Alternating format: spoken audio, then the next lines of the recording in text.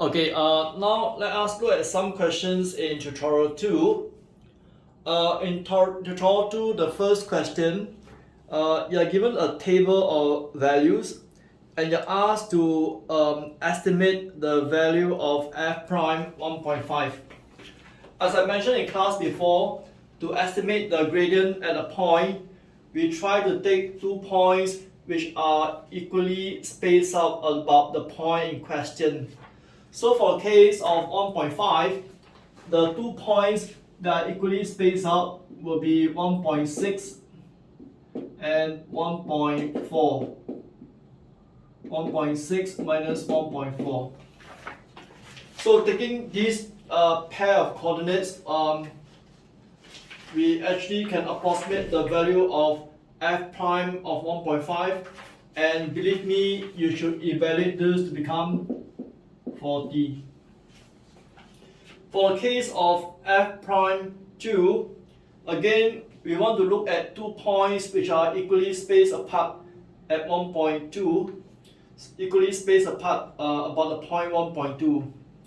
So the 2 points that you can choose are, in this case is 1.4 and 1.0 over 1.4 minus 1.0. If you do it correctly, believe me, this will give you 15. So that's actually question 1. Okay, now look at question 2. Okay, look at question 2. In question 2, you are given a piecewise function. On the left side of 2 is defined as x squared plus 2. On the right side of 2 is defined as 2x plus 2.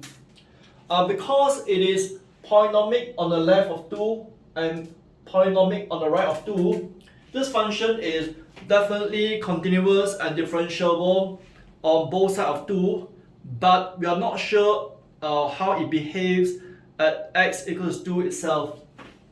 Right? Say once again, this is polynomial on the left of 2. This is so polynomial, in fact it's linear on the right of 2. So you can be very sure, away from the point 2 on either side, on the left and on the right, everything will be okay. You'll be continuous and you'll be differentiable. But at the point 2 itself, we are not sure. So we want to conduct an investigation. So let's check for the first thing. Let's check for continuity at x equals to 2. Do you think it is continuous at x equals to 2? And to check whether or not it is continuous at x equals to 2, we have to check for three things. First is f of 2. F of 2 in this case is defined as 2, 2 plus 2, in this case is 6. How come so? Because 2 belongs to this interval, so I use the definition of fx, which is 2x plus 2, 2x plus 2, so I get 6. Then the next thing is, you want to check the limit. Limit as x goes towards 2 of fx. Because the function is defined differently on either side of 2, you have to check for the left limit and you have to check for the right limit. And believe me, if you check your left and right limit, both sides will give you 6. Therefore, the two-sided limit will also be 6. So step 3, you want to confirm that this is equal. What is equal? That this one is equals to f of 2 equals to 6. So with these three things, we therefore can conclude that the function is continuous at x equals to 2. Now the next thing you want to check is a function differentiable at x equals to 2? Is it differentiable at x equals to 2? Now to check for differentiability at x equals 2, our intention therefore is to calculate this one. And how do we calculate this one? To calculate the derivative at a point, remember we start off with the limit as x goes towards 2 of f of x minus f of 2 over x minus 2. So once again, because the function is defined differently on either side of 2, we have to calculate this limit using the so-called the left limit and the right limit. So we want to look at the left limit of this fellow and then the right limit of the same thing. So we're going to calculate these two limits.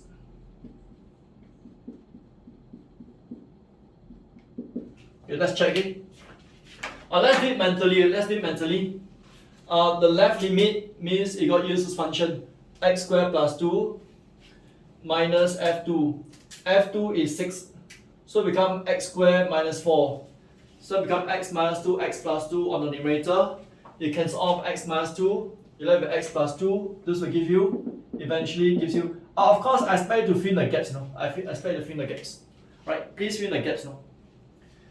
Then for the next one, you put in, because x tending toward 2 plus, which means you use 2x plus 2. If you use 2x plus 2 into here, 2x plus 2 minus 6, 2x plus 2 minus 6, then becomes 2x plus 2x minus 4. You take out the 2, right? And then you cancel off. Believe me, in the end, this limit is equals to 2. Right? Okay, so because these two limits do not agree, therefore you know that this one does not exist. Which means the function f(x), right, is not differentiable at x equals to 2. So hence in this question, right, the function is continuous but not differentiable at x equals to 2. So the answer is B.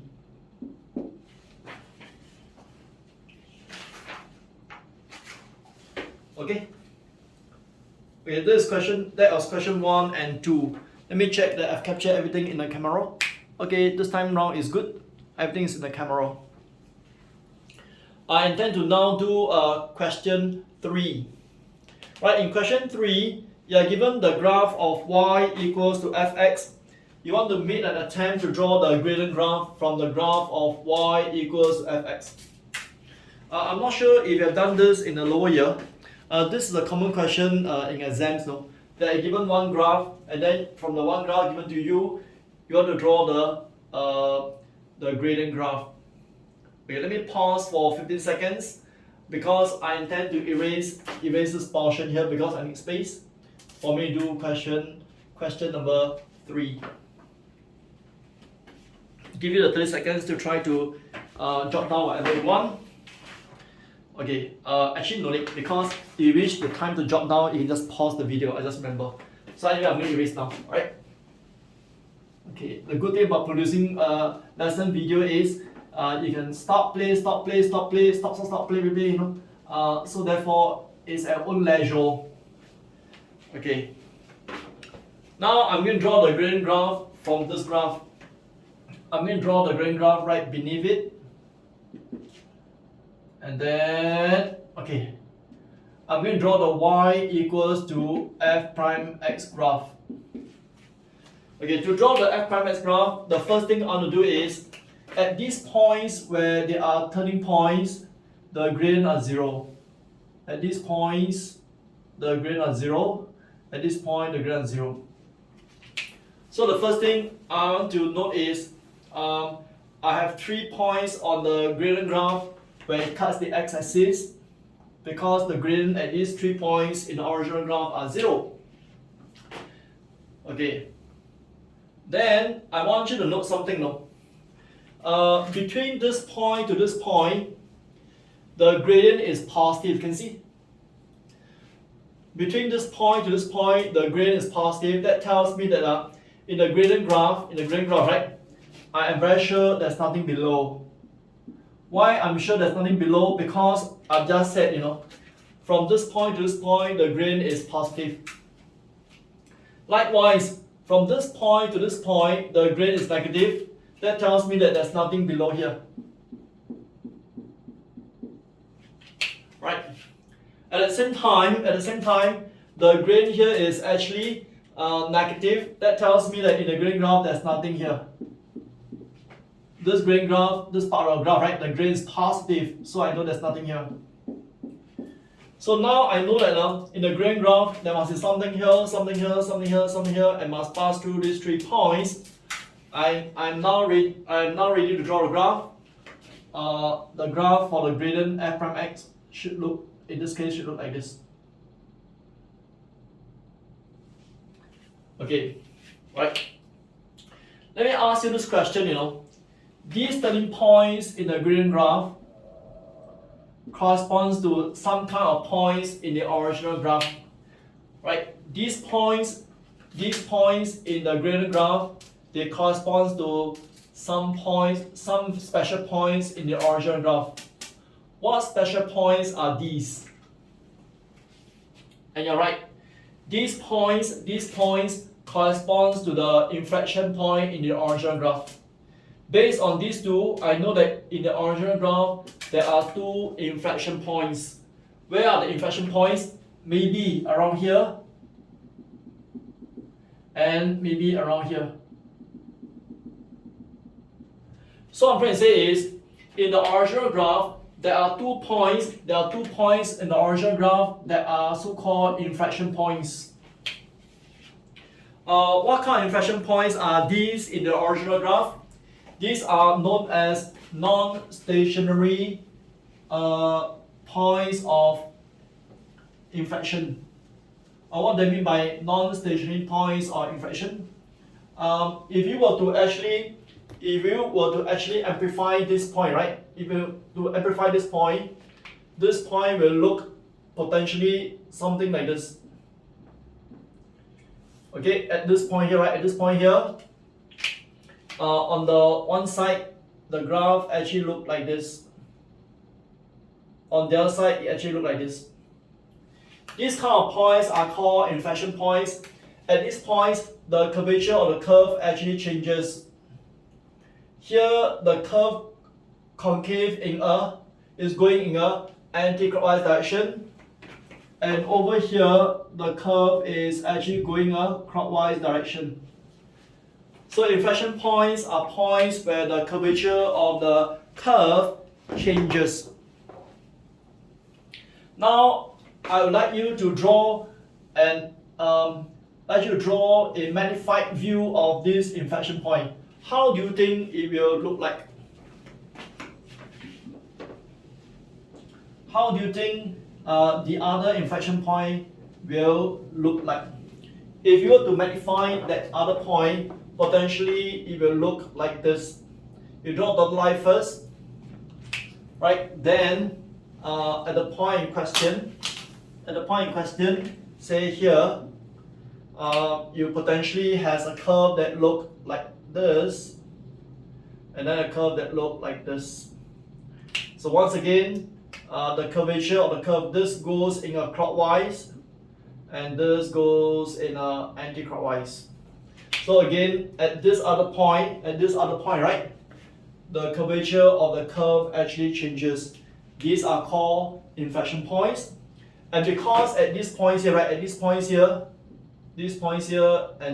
right, the gradients are non-zero. And for the reason, these kind of points are called non-stationary point of inflection.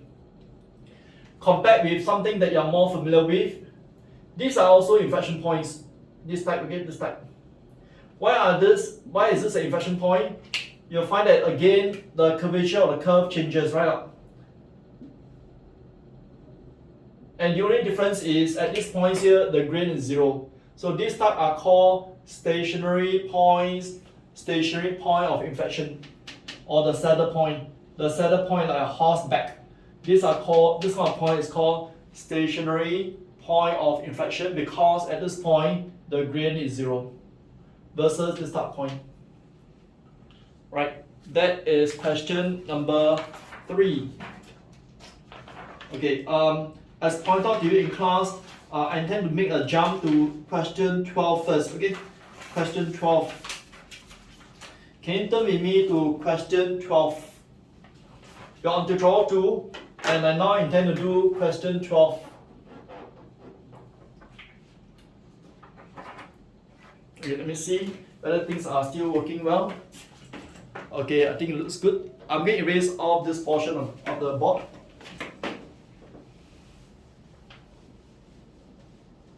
Okay, let's look at question 12. 12a. 12a, you have limit as h tends towards 0 of 1 over h ln of 2 plus h over 2. We want to think of a way to compute this limit. This question 12. Question 12 got all together A, B, C, E, F, G. Okay, 12 parts. You see if you can finish all the 12 parts. Okay, let's do it. The 12 parts. I'm just afraid that my handphone battery will run flat. Okay, for this first question, 12a, h goes to 0. I can rewrite this question as ln of 2 plus h minus ln of 2 over h. Now, if you look carefully, right? If you look carefully, if h goes towards 0, this becomes ln 2 minus ln 2 is 0. If h goes towards 0, this is 0. So therefore, if you were to realize it, you will find that actually, in this question, it has the 0 over 0 in the determinate form, which means I can potentially try to make use of the Laplace Rule. You can try, you can use the Laplace Rule, and believe me, you will get the answer. Right? You apply the Laplace Rule once, the answer will pop up quite easily. Right? So do continue to try to use Laplace Rule. But I'm going to show you that this question could also be viewed as this. If you look carefully, right? If you look carefully, this question can be viewed as this. F of 2 plus h minus f of 2 over h, where your f of x is equal to ln x. Do you agree with me? This same question can be also written as this. So if you do recognize that it can be written in this other way, then you realize that this question could also be done as f prime of 2. So f prime of 2 means I differentiate ln x, I get 1 over x, and putting x as 2. Right, so this is 12a. Okay, let's do 12b. 12b. Limit as x goes with 0. Limit as x goes with 0 of 1 minus cosine square 2x over x squared. Okay, for the numerator, right? For the numerator, if you know your trigo, this becomes x tends towards 0 of sine square 2x. Right. And then once you written this manner, you then realize that I could do this like that. X goes with 0 of 2x sine 2x and then sine 2x. So now I have the case of sine 2x over 2x, sine 2x over 2x. I could use the known result and say that this therefore gives you 4, 1 and 1 is equal to 4. So that's actually 12b. Okay, then let me do 12c. Limit as x goes with 0 of x e power of x over 1 minus e power of x. So in this question, right, you realize that when x tends towards 0, you have actually the 0 over 0 in the determinate form. And because this is the case, I can then try to use the Laplace rule and say that this becomes differentiating the numerator, I get e power of x plus x e power of x. Differentiating the denominator, I get this. And upon all the cancellation, I get this 1 plus x minus 1. So when x goes towards 0, this is just minus 1. Okay, I cancel off the e power x first, right, in case you didn't realize it. This is actually 12c. Okay, then let's do 12d, 12 donkey. Okay, for 12 donkey, you realize that it is also quite similar. It is quite similar to what we have done in the notes, almost the same. Just that now you have x to the power 100 for 12d, right? You have x to the power 100. Limit x goes towards infinity. I hope you can see it clearly. Okay, infinity, right? X to the power 100 over e to the power of x. Of course, if you belong to those who can see this thing very clearly, you know the answer straight away. But let's do this one slowly by realizing that when x goes to infinity, you have infinity over infinity, and therefore I can use the Laplace Rule.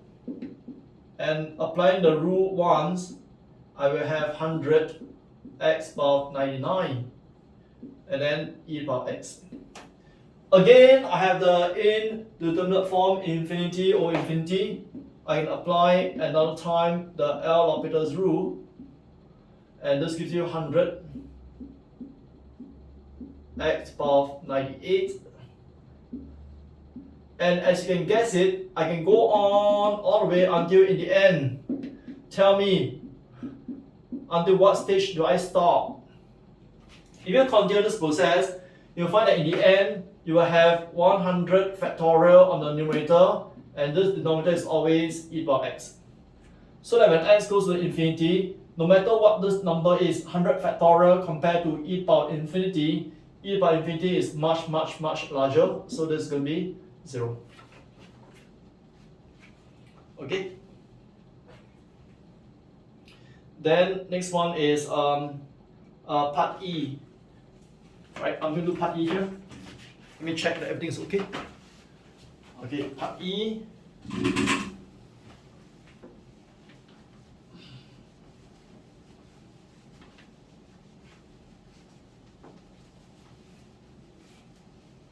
Okay, let's do part E.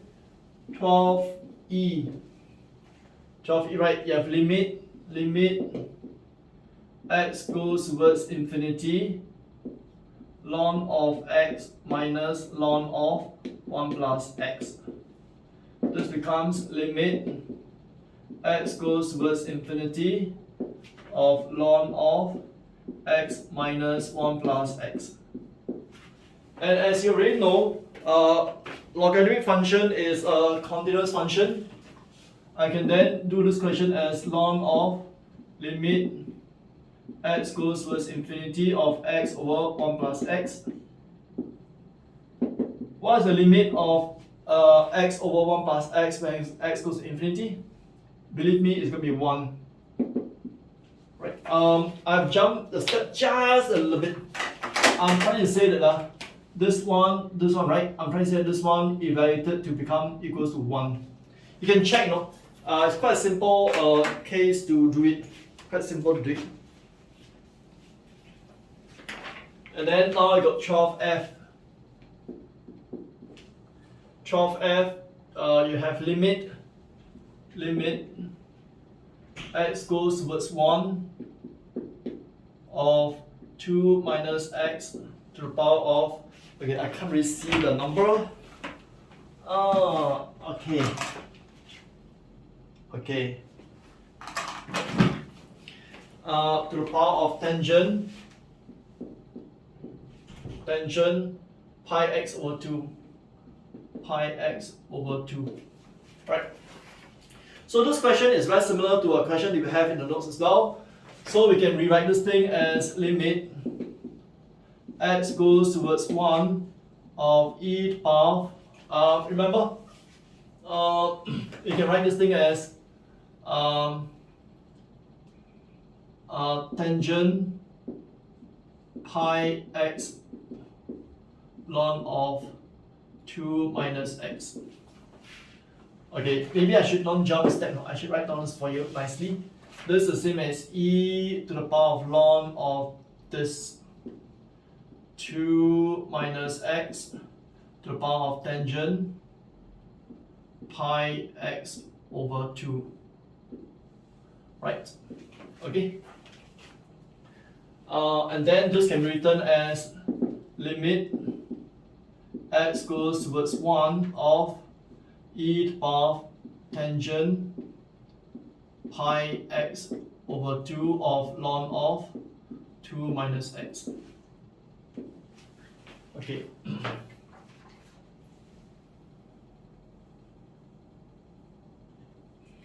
Right.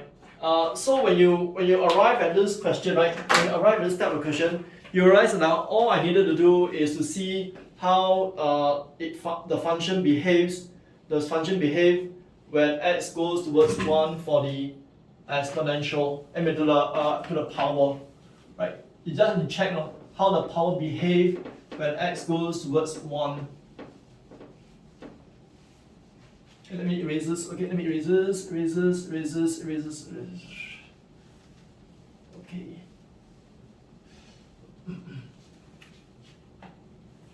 So upon reaching this line, you just have to worry about this one, no? How this 12f still or 12f still. You now want to study the limit when x goes towards 1 of the power tangent of pi x over 2 and then ln of 2 minus x.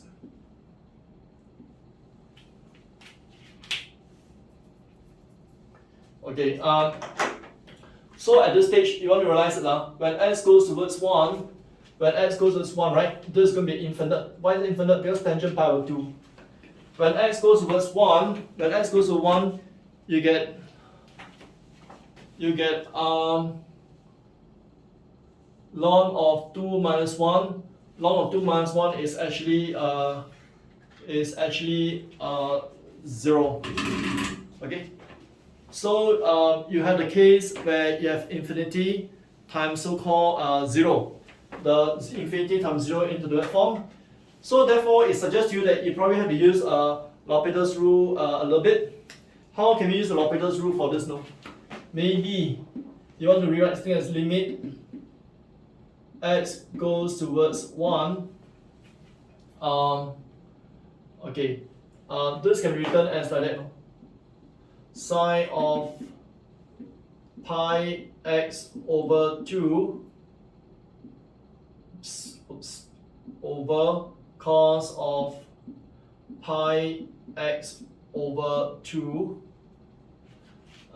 times ln of 2 minus x. Right? You see in this manner, right? So therefore, okay, I'm going to do one step that's a little bit illegal. No? I'm going to write this thing as like that. Because I'm doing it with anticipation. Okay, I'll tell why shortly again. Okay, now I'm going to write this thing out. Look, I'm going to write this thing as sine of pi x over 2 times limit x goes towards 1 of ln of 2 minus x over cos of pi x over 2. Now, do you know why I say it's a little bit illegal? Okay, let me guess. Why do you think I said that remark? Why do you think I made a remark? Because in order to write down from this line to this line, right, I'm making the assumption that this limit exists. No? Actually, it will. Okay, it will. I'll show you why this limit exists. So to write from this line to this line, we must be sure that this limit and this limit exists. This one is easy to see. Because when x goes to this 1, you get sine of pi over 2, which is 1. So it exists. But for this other one, it's harder. Why is it harder? Because when x goes to 1, this is actually going to be 0, and this is going to be 0. So therefore, at this stage here, you realize that you have the 0 over 0 in determinate form. So what does it mean? It means, therefore, I can try to use the Laplace Rule. Okay, so I'm going to write this thing down as limit x goes towards 1 of sine of pi x over 2 Now I'm going to apply the Laplace Rule. Apply the Laplace Rule once, this gives you minus 1 over 2 minus x. Applying the Laplace Rule, this gives you minus pi over 2 sine of pi over 2x. Right? Okay. Then at this stage here, right, we are now easy to see, now that you have differentiated once to the numerator and once to the denominator, we are ready to make a conclusion. When x goes towards 1, this is sine of pi over 2, which is going to be 1. Then when x goes towards 1, this is going to be minus 1, this minus pi over 2, so this divided by this is 2 over pi, and this is 1. So therefore, you're going to get 2 over pi. So my so-called illegal step is justified by the fact that this can be evaluated. This step, right, is a little bit illegal because I'm making the presumption that these two limits exist. So in presentation, I should really be working out this thing separately first to show that limit exists, and then I go and do this part of calculation. You know what I mean? Okay, anyway, now back to the main part of the question. Okay, now going back to the main part of the question, right? As I said, exponential function is continuous. I could therefore do this as equals to limit as x goes towards 1 of this thingy, tangent pi x over 2, and then ln of 2 minus x. And this one, remember I got a power limit to become 2 over pi. So this is 12f. So 12f is a bit taxing, right? A little bit taxing. Why is it taxing? Because to calculate the limit for the power itself, you need a little bit of effort. Okay? You need a bit of effort. Okay, that is actually 12f. Now we're going to do 12g. Okay?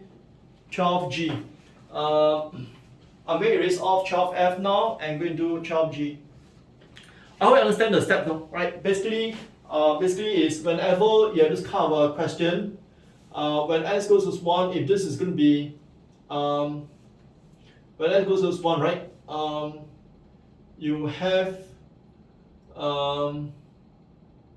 wait, let me see. Okay. To calculate this limit, this is going to be 1 to the power of infinity, right? You can't do the kind of calculation. So you have rewritten this index form, right? Okay, into something like this. Then you find the limit of the power. And find the limit of power, right? You find that we actually make use of Laplace Rule. So this question here is quite similar to what we have in the notes, which is x power x. Okay. Alright, now I'm going to do part G. Okay, I'm going to erase off everything and do part G.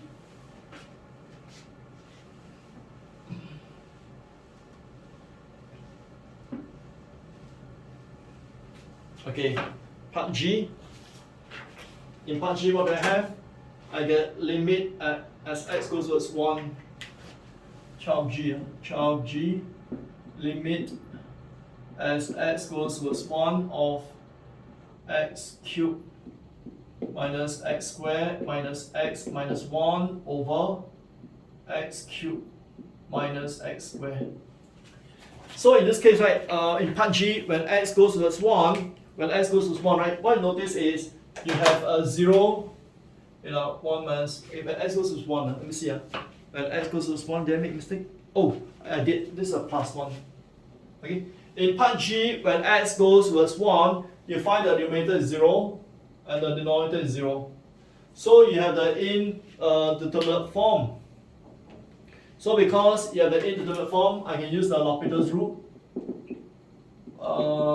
Let's see again. I'm going to get 3x squared minus 2x plus 1. 3x squared minus 2x. Okay, now that I've used the Laplace Rule once, I now see when x is 1, I get 2 on the numerator, When x is 1, I get 1 on the denominator. I can now evaluate this limit right away.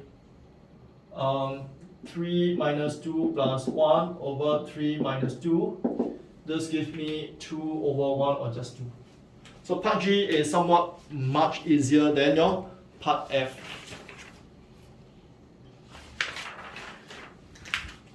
Okay, I'm almost done. Okay. But allow me to actually do some more questions from the notes. In the notes, right? In the notes, where we stopped in class. Okay. If you could recall, okay, in class we stopped at page 212, example 10. In class we ended at example 10. Okay. In class we ended at example 10. I intend to do the short exercise after example 10. There's a short exercise after example 10. I intend to do it for you here.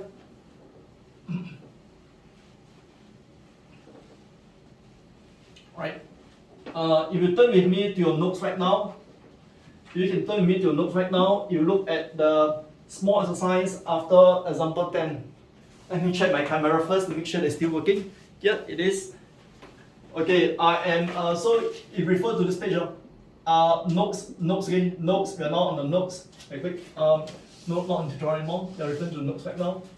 Notes, okay, notes. After example 10. After example 10, there is actually 3 questions there. Part A, limit x tends towards 1 of 2 ln x over x squared minus 1. Okay, let's evaluate the first one. When x goes towards 1, right? When x goes towards 1, this thing is 0 and this thing is 0. So therefore it favors the use of Laplace Rule. If you use the Laplace Rule once, you get 2 over x over 2x.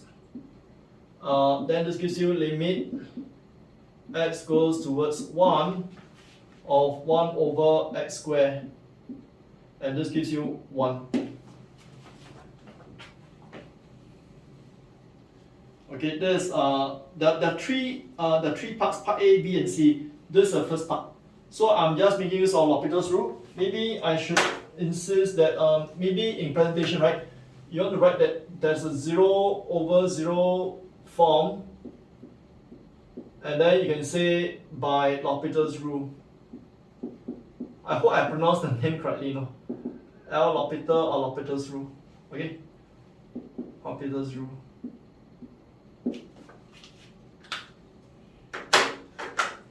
So if you can pronounce this name more accurately, you do let me know in class, because I always call it L L'Hopital. Okay, my pronunciation for the name, as I said, could be entirely wrong. Okay, let's do the B. Okay, my handphone has not run out of battery, that's good. I'm recording this using the handphone that you see I carry in class. That's all I have. We don't have very powerful cameras for teachers to use. It's expensive equipment. You buy those for expensive camera. But I think it's good because I've been using this camera all these years, the handphone camera, and it worked pretty well for me. Okay, for this question, right? Again, if you look carefully, you find that the condition favors the use of the Laplace Rule, but I prefer that you see this as like that. I prefer that you see this as like this.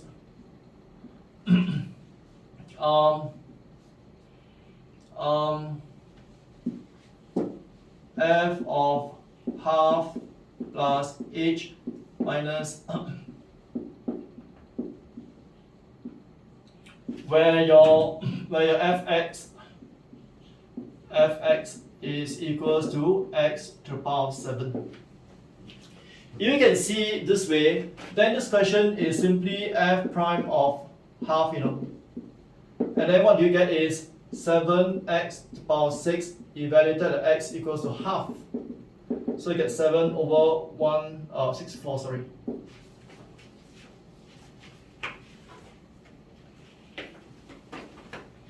And this is part B.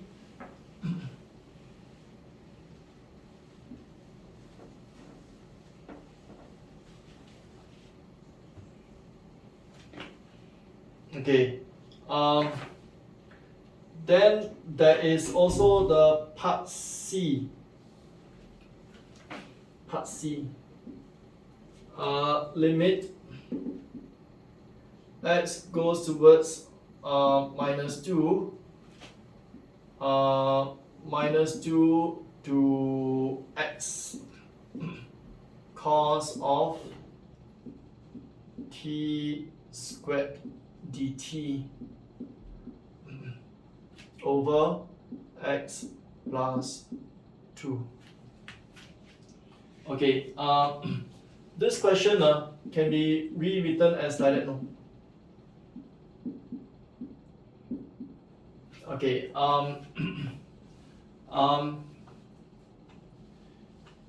imagine if I were to integrate this, right? I will get a function, and then what I do is you apply the limit. You get this. You agree with me? And on the denominator, I can rewrite this thing as like that. Okay, let me say again. If you were to integrate the numerator without the limits, right?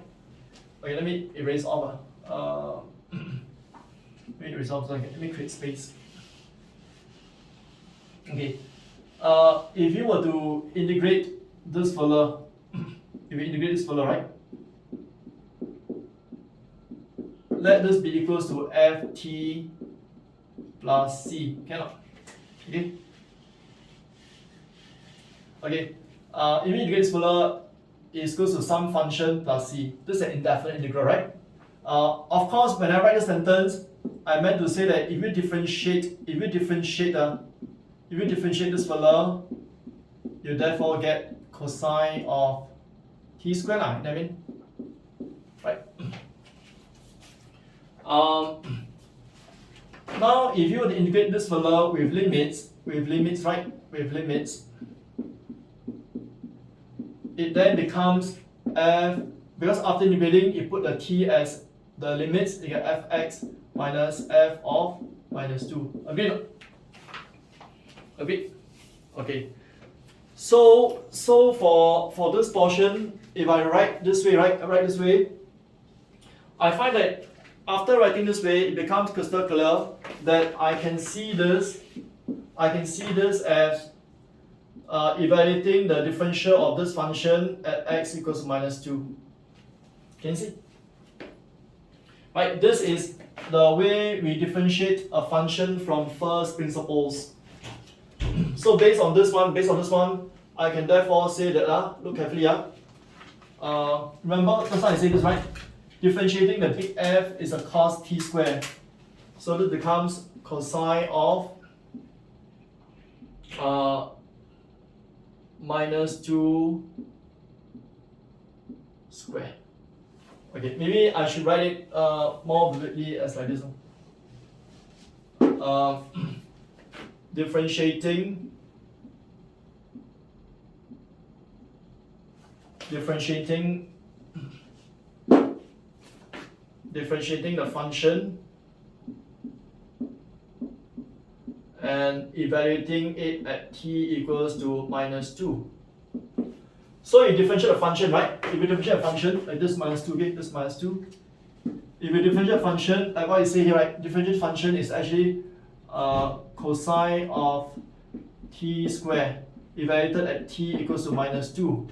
So this becomes cos of minus 2 squared, so equals to cos of 4.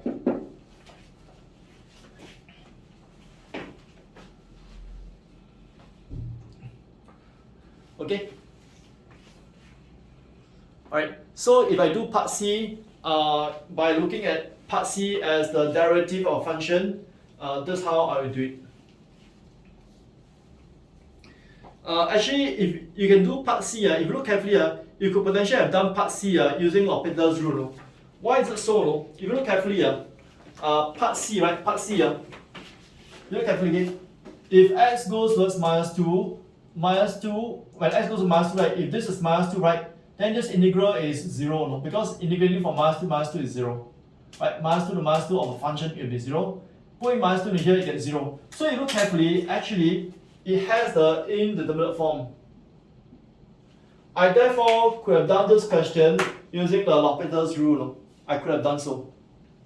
Down the chapter, I will actually demonstrate to you, if you remind me next time, how we can do this question using the Laplace rule.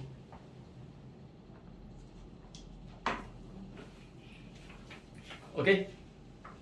Luckily I got a bit more, I think, a bit more battery.